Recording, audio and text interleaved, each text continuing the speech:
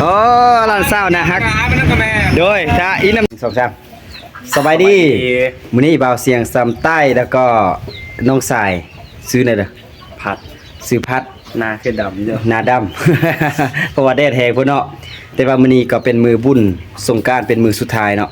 เฮาก็ได้ดินกับครอบครัวนี่ตลอดเลยเนาะแต่ว่ามื้อนี้จะพาน้องสายไปเลาะเที่ยวชมเบิ่งบรรยากาศของตัวเมืองซ้ำใต้ว่าเขาจะดินบุญคึกคืนซ้ำเด้อในมือสุดท้ายนี้เนาะเขาจะดินแบบได้แด่เนาะแล้วก็มีการกินเหล้ากินเบียร์บ่หรือว่าดินน้ำยังเฮาไปติดตามเบิ่งกันเนาะก่อนจะไปติดตามชมก็อย่าลืมกดติดตามให้เบาเสียงนี่ก็น้องสายเบาเสียงเนาะไปตอนนี้สองไอ้น้องก็ขับรถออกจากเขื่อนว่าจะม้วนบ่บรรยากาศนี่เฮาก็ไปติดตามชมกันเนาะว่ามีสาวน้อยรอเบิ่งสาวน้อยบ่มีสาวน้อยจะพดน้ำเฮือนเบาเสียงก็น้องสายบ่เนาะไป ไปม้วนๆมันๆนับกันเลยทุกคนอากาศมื้อนี้ก็ร้อนแห้งเนาะหลังจากที่เฮาได้ลิ้นแต่เช้าก็พักแล้วเฮาก็ออกเดินทางว่าจะมีผู้สาวน้อยงามๆมาพดน้ำเฮือน้องใสแล้วก็เบาเสียงบ่เนาะไปติดตามเบิ่งเลยออกมาทางใหญ่แล้วบาดนี้ไปเดี๋ยวขวาก่อนเนาะเดี๋ยวขวาเฮาจะเลาะเมืองนี่แหละเลาะกลางเมืองเลยอุ้ยเห็นงัวนี่ คือมิดจ้อยใช่ป่ะเส้นนี้บ่มีคนเนาะให้แต่งัวเริ่มมีแล้วโอ้การจอดรถอันตรายเลยจอดแบบนี้ค่อยไปไปเลยอันตรายเลยเนาะจอด2 คันยังข้างเดียวนี่โอ้ยากเลยแหละมื้อคืนนี่บ้านพักแถวนี้เต็มเลยนะ บ้านพักเต็มเลยทุกคน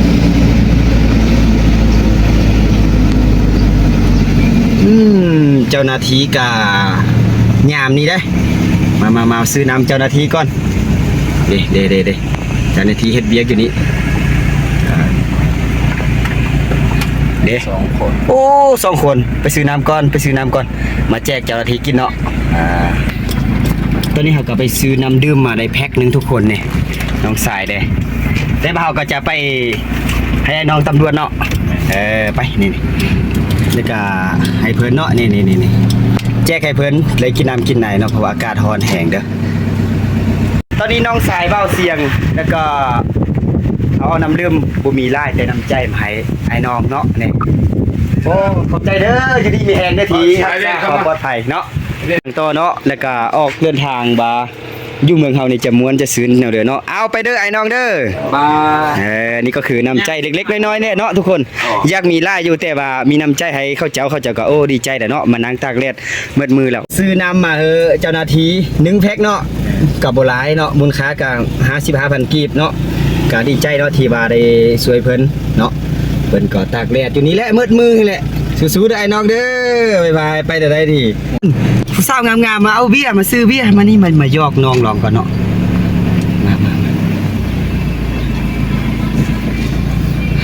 ป้าผู้งามแท้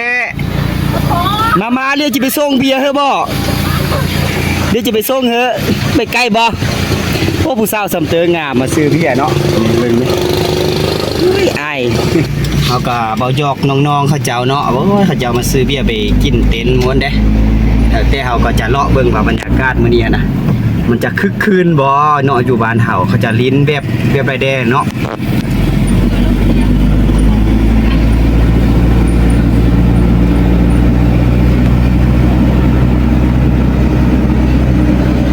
เที่ยวนี้ก็คือตลาดเนาะมันจะไปซอยเส้นเยอะเลยว่าจะม้วนจะหมั่นบ่ เพราะว่าอยู่บ้านเฮานี่เขาเจ้ากับปกติไปลิ้นตากเนาะไปลิ้นตากแต่ว่ามีอุบัติเหตุสินะอยู่ในตากหั่นน่ะเนาะมีคนจมน้ำเนาะส่วนเผ่ามงเนี่ยจมน้ำแล้วก็เจ้าก็เลยบ่นิยมไปไล่หั่นนะ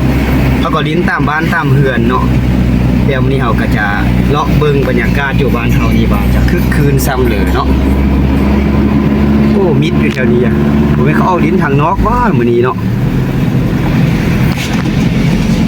เลาะเที่ยวอ้อมเมืองโอ้นี่สาวน้อยบ่าวน้อยไล่เด้อนี่โอ้คักเลย น่าจะม้วนเลยเนาะนี่คือนี่เด้ดินแบบแคมทางได้นี่เจ้าเราจะมาแวะเบิ่งสาวน้อยเต็นตอนนี้แวะนี้ก่อนม่วนตัวนี้ก็เลาะไปเนาะวันนี้ก็ลิ้นเนาะอันนี้ก็ลิ้นม้วนแต่ว่าปกตินี่ส่วนใหญ่นี่มื้อนี้นี่เขาจะลิ้นแบบครอบครัวเด้เขาจะลิ้นแบบครอบครัวสินะเขานิยมเรื่องซุ่มมาพ่อแม่บ่สินะโอ้ยนี่เห็นเมื่อกี้เห็นมานี้แล้วโอ้ยว่าจะไปส่งเบี้ยคือแต่ว่าเขาจะก็เก่งเจอประมาณนี้นะ โอ้ยจิตามน้องๆไปบ่นี่อู้ทางนี้นี่คนดินไล่ได้แคมทางนี่เนาะม้วนทางนี้อ่ะอันนี้เขาก็ดินแบบครอบครัวเนาะส่วนไล่ก็ดินแบบครอบครัวแต่ก็ระวังเนาะเรื่องการขับรถอากาศร้อนแห้งมื้อนี้เขาบ่ดินไล่เดี๋ยวมื้อนี้เนาะแต่ว่ามื้อวานมื้อซื่นเฮาบ่มีเวลาที่มาเนาะ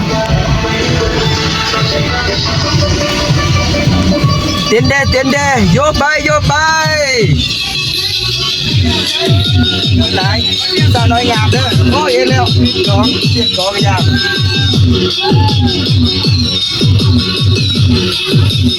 เดี๋ยวก่อนงามหลายสาวน้อยงามจะได้กินมาแวะไทยโอ้ยไปแล้วเรียกแม่กูเห็นตอนชี้ใส่ตูดวันนี้เอาเด้อยังเด้อสนใจเด้อเดี๋ยวราคารถหน่อยนึงเด้อเอาเด้อนี่ย้อนเบาๆเด้อนี่เราเช็คตุ้มดอกกับแม่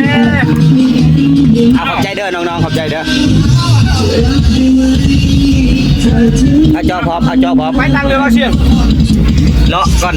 จากนั้นกินมาเด้อขอบใจเด้อน้องๆจะบอกว่ากินน้อยๆเด้อบ่ต้องกินหลายแต่เนาะไปเราเบิ่งสาวน้อยทุกคนเล่นมันๆเด้อนี่เล่นมันๆเด้อน้องๆนี่เนาะ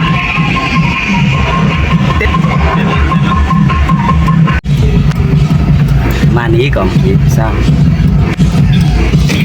เขตนี้ก็เป็นเขตบ้านทินเนาะแต่ว่าคนกับบ่ดินไล่นะทุกคนเนาะมื้อนี้นะเมื่อวานนี้ไล่อยู่แต่ว่าเบาเสียงกับบ่ทันมาถ่ายคลิปเนาะมื้อนี้จะไป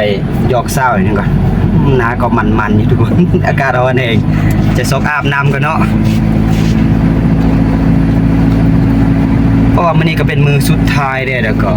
หลายคนคือจะดินเมื่อยแล้วเนาะบ้านเฮานี่ก็เพราะว่าคนจะดินน้อยย้อนบามีส่วนเผาไตแดงนะทุกคนไล่เนาะเขาเอ็ดขับบุญเขาต้มเขาห่อบอสิก็เลยน้อยคนเนาะที่ว่าจะจัดงานดินนี่เขาก็จะเลาะไปแต่ว่าเขานิยมที่สุดคือไปตาดบางในเนาะไปตาดไปแกงสินะเขาก็จะเลาะไปเบิ่งดอกเนาะว่ามันได้บรรยากาศคนได้สำเร็จบ่กระยอกสาวน้อยนี่ก่อนนะทุกคนมีผู้สาวน้อยงามจะเต้นอยู่นี่แหละทางหน้านี่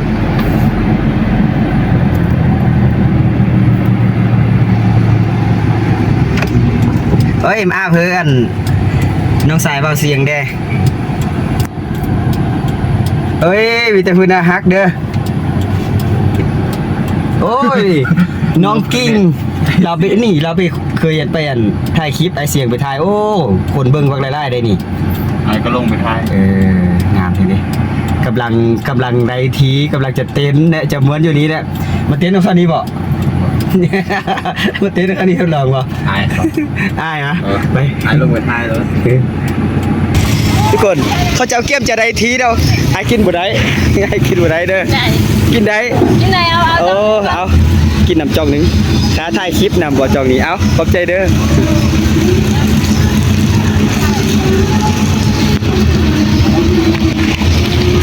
นี่นางเอกของเบาเสียงไปดีก่อน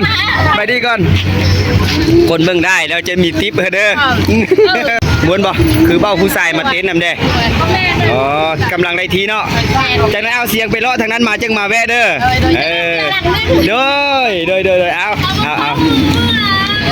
มาโอ้หลานสาวนะฮักโดยถ้าอีน้ำชัดเป็นเด้อเย็นบ่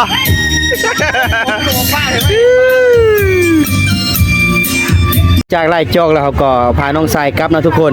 บรรยากาศของบ้านเฮามาเจอกับเฒ่าแก่โอ้มวนได้เนาะไปเนอขอบเจอเนอบ๊ายบายทุกคนบรรยากาศที่รอบบุญบ้านเฮาเนี่ยคือในนี้แน่โอ้ยเฒ่าแก่เพิ่นตอนฮับเบาเสียงดีเลยขอบใจไล่เด้อไอเด้อไปก่อนเด้อโอเคไม่หิงลงเลงกินหอมจ้อยทุกคน พอดีแล้ว เสียบาถ่ายคลิปไปทุกคนเดินทาง มาแหวเงาเติบไป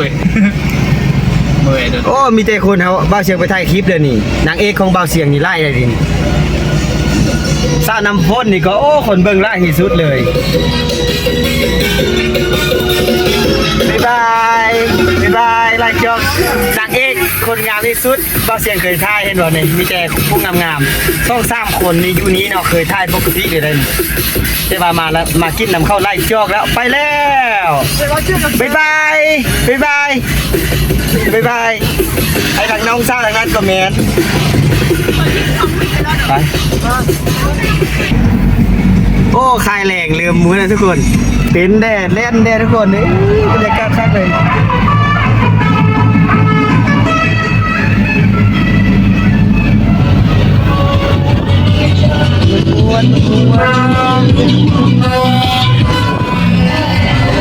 มีแข่ง โอ้เริ่มม้วนแล้วเนาะบรรยากาศบ้านเฮาเนาะเริ่มคึกคักเลยได้ทุกคน เพราะว่าเข้าลิ้นนี่ก็ลิ้นเป็นมือสุดท้ายแล้วนะเบิ่งเรื่องการลิ้นของเขาเจ้านี่โอ้ยอมรับเลยเนาะแต่ว่าเรื่องการอนามัยนี่ก็ขี้เหงื่อนี่ก็ยัง ยังบ่ทันรักษาได้ดีเพิ่นนี่ ฮัลโหล ติด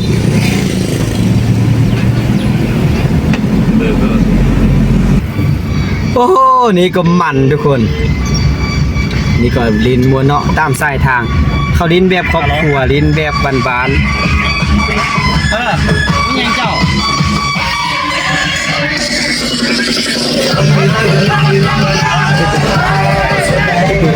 FC เบาเสียง ลายอยู่ในดินบุญสงกรานต์โอ้ยมืดมือแล้วทุกคนเนาะแล้วก็ดินม้วนแต่ว่าถึงเวลาค่อยค้ำยามแรงเนาะยามแรงแล้วเนาะอยู่ที่บ้านเฮาทุกคนเนาะ